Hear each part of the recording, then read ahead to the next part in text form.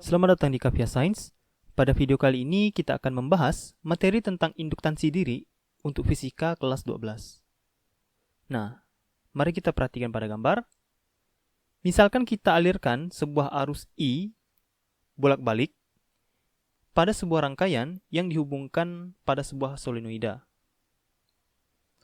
Seperti yang kita ketahui, saat solenoida dialirkan arus I, maka akan ada muncul medan magnet B pada solenoida tersebut.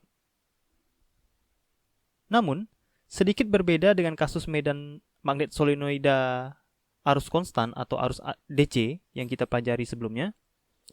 Pada solenoida arus AC atau bolak-balik, besarnya arus akan berubah-ubah bergantung pada waktu.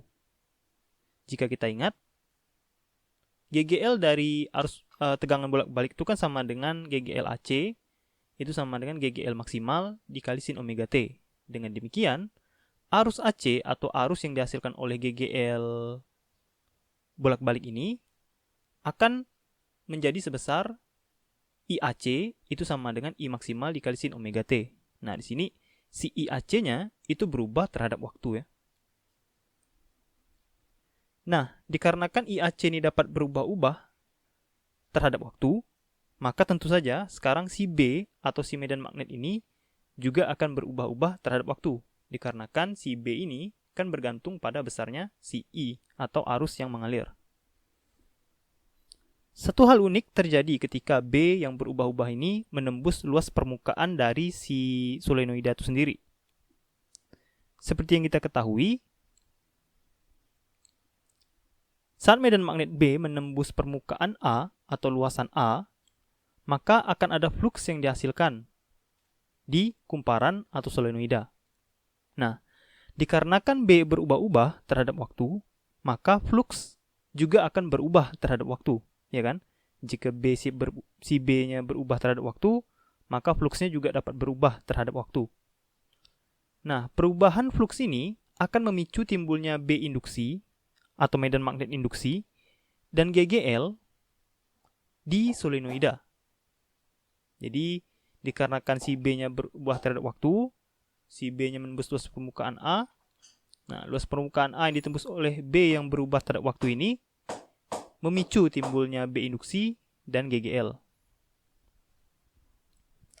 Hal ini saya katakan unik dikarenakan jika pada beberapa kasus dari video sebelumnya, B induksi dan GGL itu selalu dihasilkan oleh medan magnet luar, atau misalnya medan magnet yang di luar dari solenoida.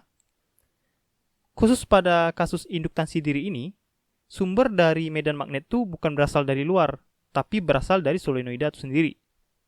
Jadi, medan magnet dihasilkan oleh solenoida sendiri, dan GGL dihasilkan oleh medan magnet itu gitu.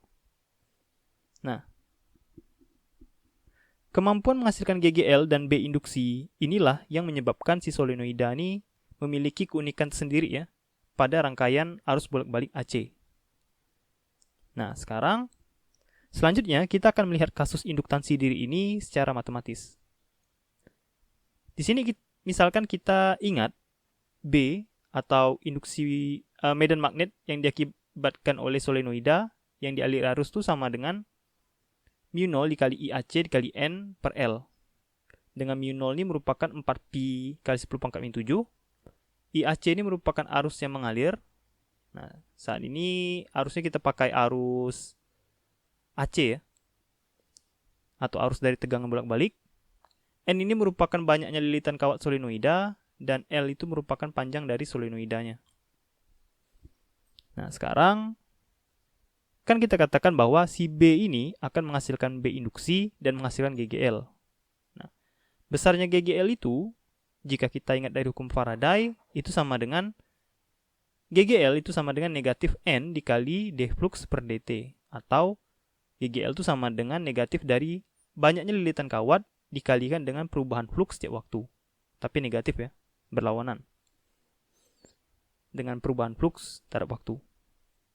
Nah, di sini perubahan flux terhadap waktu, si fluxnya itu bisa kita ganti sebagai B kali A, dengan B-nya itu sama dengan ini, mu0 IAC dikali N per L. Nah, kita bisa ganti jika kita substitusikan nilai B-nya, maka kita dapatkan GGL itu sama dengan negatif N dikali D per DT dari mu 0 IAC dikali N per L dikali A. Mu 0, N, L, dan A ini konstanta, jadi bisa kita keluarkan. Dan sekarang kita dapatkan besarnya GGL akibat induktansi diri itu sama dengan negatif N kuadrat dikali mu 0 dikali A dibagi L dikalikan DIAC per DT. Nah, misalkan ini kan semuanya konstanta nih ya.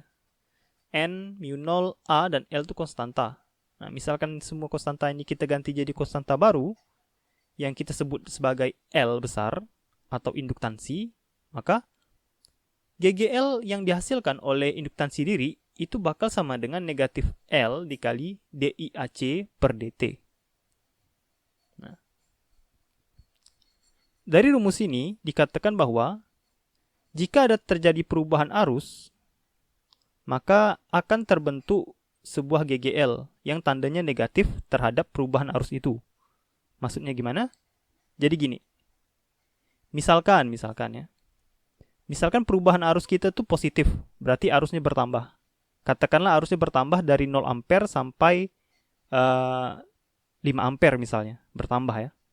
Berarti dikarenakan arusnya bertambah, maka DIAC per DT itu bakal positif. Nah, dikarenakan DI per DT-nya positif, GGL-nya bakal bernilai negatif.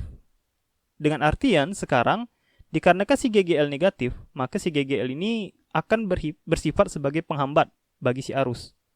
Jadi, dikarenakan GGL-nya negatif, si GGL ini akan jadi penghambat bagi si arus, dan si arusnya bakal berkurang nanti ya.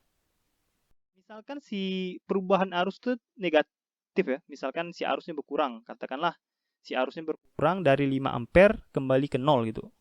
Kan perubahannya negatif tuh. Nah, negatif ketemu negatif jadi positif. Nah, di sini sekarang malah kebalikannya.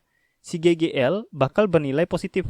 Dengan artian, yang harusnya si arus tuh berkurang menjadi 0, si GGL ini akan berupaya menjadi seolah-olah kayak sumber tegangan yang ngebuat si arus tuh tetap bisa jalan gitu ya. Nah, lebih kurang kayak gitu. Mungkin untuk gimana maksud dari persamaan ini bisa kita lihat di contoh lain nanti di video berikutnya tentang aplikasi dari induktansi diri.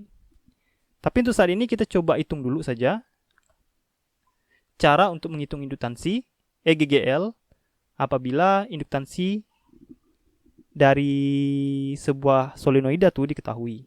Nah, kita akan coba contoh soal. Di sini ada sebuah contoh soal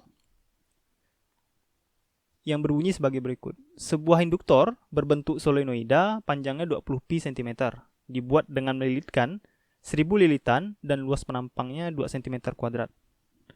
Jika induktor dialiri arus yang berubah dari 8 ampere menjadi 2 ampere dalam waktu 10 sekon, maka kita diminta untuk mencari induktansi induktornya atau L dan GGL induksinya pada si induktor. Nah, di sini kita tulis dulu apa saja yang kita ketahui. Yang pertama yang kita ketahui itu adalah L atau panjang dari solenoida itu sama dengan 20 pi di cm. Kita ubah ke meter ya. Jadi 20 pi cm itu sama dengan 20 pi dikali 10 pangkat min 2 meter. Nah, N-nya itu sama dengan 1000 dari soal, lilitan kawatnya. Dan luasan dari solenoidanya, nah ya, luasan dari solenoidanya itu sama dengan 2 kali 10 pangkat min 4 meter kuadrat. Jadi panjangnya 20 pi cm, N-nya 1000 dan A-nya sama dengan 2 kali 10 pangkat min 4 meter kuadrat. Pertama-tama kita diminta untuk mencari induktansi. Untuk induktansi, kita bisa gunakan rumus L besar itu sama dengan N kuadrat dikali mu 0 A dibagi L ya. Dengan L ini merupakan panjang si solenoida, A ini merupakan luas permukaan dari solenoida, dan mu 0 ini 4 pi kali 10 pangkat min 7. Nah, di sini tinggal kita masukkan, si N-nya 1000, berarti 1000 kuadrat. Mu 0-nya itu sama dengan 4 pi kali 10 pangkat min 7. A-nya sama dengan 2 kali 10 pangkat min 4, dan L-nya sama dengan 20 pi kali 10 pangkat min 2 meter. Selanjutnya tinggal kita hitung. Pertama-tama kita coret dulu yang pi ini ya, biar perhitungan lebih mudah. Pi yang ini coret, ini coret. Selanjutnya yang atas kita kalikan. 2 kali 10 pangkat min 4 dikalikan 4 kali 10 pangkat min 7 dikalikan 1000 kuadrat. Itu akan menghasilkan lebih kurang 8 kali 10 pangkat min 5. Ya. Nah, yang bawahnya itu jadi 20 kali 10 pangkat min 2. Selanjutnya tinggal kita bagi ya.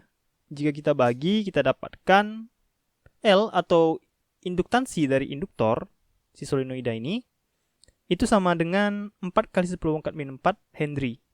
Nah, jadi besarnya induktansi adalah 4 kali 10 pangkat min 4 Henry. Kita udah dapat induktansinya, selanjutnya kita pengen tahu seberapa besar GGL-nya. Untuk GGL-nya, kita bisa gunakan rumus atau persamaan GGL itu sama dengan negatif L dikali delta I per delta T. Delta I ini merupakan perubahan arus akhir dikurangi dengan arus awal. Dan delta T ini merupakan perubahan selang waktunya. Nah, di sini kita tuliskan delta I itu sama dengan I dikurang I0 dibagi delta T. Di sini arus akhir atau I akhir itu sama dengan 2 ampere ya. Dan I awal itu sama dengan 8 ampere. Karena di soal dikatakan bahwa si arus ini berubah dari 8 menjadi 2. Jadi awalnya dia 8 ampere dan akhirnya dia menjadi 2 ampere. Jadi 2 dikurang 8. I akhir kurang I awal ya. Nah, jadi kayak gini. Udah itu dibilang si arus ini berubah dalam waktu 10 milisekon. Nah, 10 milisekon itu kan sama dengan 10 pangkat min 3. 10 kali 10 pangkat min 3 sekon ya. Jadi si delta T-nya kita ubah jadi 10 kali 10 pangkat min 3 sekon. Untuk si L-nya atau induktansinya itu udah kita hitung sebelumnya, besarnya adalah 4 kali 10 pangkat min 4 Henry. Nah, ya udah. Berarti tinggal 2 kurang 8 dikalikan negatif 4 kali 10 pangkat min 4. 2 kurang 8 itu negatif 6. Negatif 6 dikalikan negatif 4 itu jadi positif ya. Jadi besar GGL itu sama dengan 24 dikali 10 pangkat min 4 dibagi 10 kali 10 pangkat min 3. Nah, ya udah, ini tinggal kita bagi saja. Jika kita bagi yang atas dan yang bawah, akan kita dapatkan besarnya GGL itu sama dengan 2,4 volt. Nah, seperti itu. Baiklah, kita udah coba ngitung GGL dari induktansi diri. Ya, itu adalah contoh kita. Baiklah, sekian untuk video kali ini. Semoga videonya bermanfaat. Sampai jumpa lagi di video berikutnya. Salam dari Kavya Science.